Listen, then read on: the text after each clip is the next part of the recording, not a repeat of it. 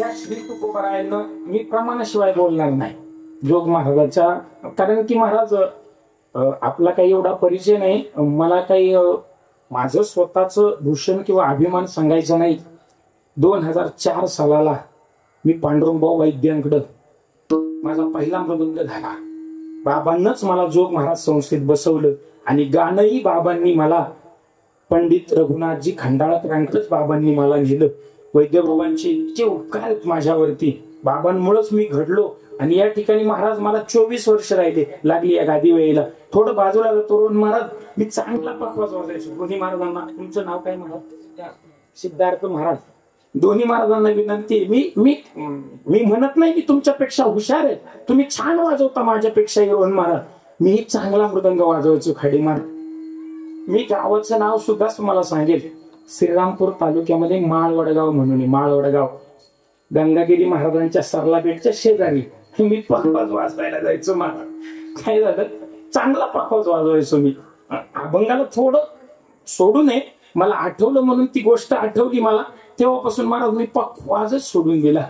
मी आपलं कीर्तन झालं, चांगलं कीर्तन झालं. बरं, हे कीर्तन मच्छिंद्रभाऊ निकमांचं होतं, तेही पुरावेला आहेत. मी काही खोटं बोलणार नाही या गादीवरून. चांगलं कीर्तन झालं, चांगलं वाजवलं मी. आणि मी आपला कणिक काढायच्या नादात एकाला असं जोरात ढकललं, हे बुवा व्हायना बाजूला, काय मध्ये खाटफुट करून राहिला, तुझ्या नादाने गेला बाबा नाही. काय म्हणाले मला, तुझ्या नादात बाबा निघून गेले. म्हणजे मी म्हटलं आपल्यापेक्षा त्यांना बाबा महत्वाचा आहे, एवढा आपण घाम गाळला. आणि महाराज गुणवान मंडळी, वादक मंडळी, माझी एक विनंती, आपल्या घाम कधी पुसायचा नाही. लोकांना कळू दे हरामाचे पैसे नाहीत, कष्टाचे पैसे येते, लोकांना कळू दे हरामाचे पैसे नाहीत. चल माझा बाजूला जातो.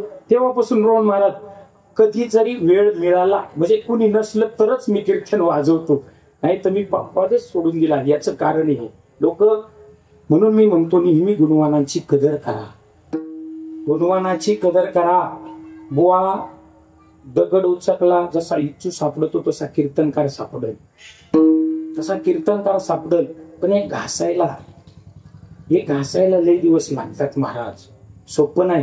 आमचे बुवा म्हणायचे, वैद्यबाबा माझे गुरुजी म्हणायचे, बुवा घासायला लागती. मग काही इंद्रायणीच्या घाटावर जाऊन घासायला नाही लागत, फक्त रियाज करावा लागतो, एक एक कंठातून स्वर आळवावा लागतो, तेव्हा कुठं तरी इथं स्वर निघतो. 2-4 टिपणं पाठ केली की कोणी टिपण्यावा होतो, याला अर्थ नाही. मी कोणावरती टीका करत नाही महाराज, मी सगळे हुशार मंडळी, कुणालाच टीका करत नाही मी. पण गुणवान होणं इतकं सोपं नाही. मी स्वतः गुणवान आहे, म्हणून मला गुणवानाची कदर आहे. चला जाऊ द्या, मला तिकडे जायचं नाही. माझा मुद्दा असा आहे की लगेच श्री तुकोबारायांनी प्रमाण दिलं. श्री तुकोबाराय म्हणाले, साधका बाबा तू म्हणतोय की लक्ष्मी पुण्यवान आहे, मग मी ती लक्ष्मी खर्च करून देहाला पवित्रता करून घेईल, पुण्य कमील, मग माझा देह पवित्र होईल. श्री तुकोबाराय म्हणाले, बाबा द्रव्याची या मागे कली काळाचा लाग, म्हणून या संग खोटा त्यांचा. 2-4 दृष्टांत माझ्या समोर आहेत, मी ते आपल्याला पटवून देण्याचा प्रयत्न करेल. मोठ्याचा बरं का, छोट्याचा नाही, मोठ्याचा. काय झालं ते साधकांना श्री तुकोबाराय पटवून देत आहे. काय झालं, एक भिक्षुक दान मागण्याकरता धर्मराजाकडे आला. कुणाकडे आला बोला, म्हणजे तू म्हणायच होत नाही यायची. राजा धर्माकडे दान मागण्याकरता आला. आणि एक तो कोळी दादा राजा धर्माकडे दान मागण्याकरता आला. आणि त्या कोळी दादानं राजा धर्माला दान मागावं. आता तो धर्म आहे, ज्याला कधी स्वप्नात हा धर्म आठवत नाही, तो धर्मराजा आहे. त्या धर्मराजानं त्या कोळी दादाला 25 पैसे दान दिले. किती बोला, हा म्हणजे नंतर तुम्हाला दृष्टांत कळेल.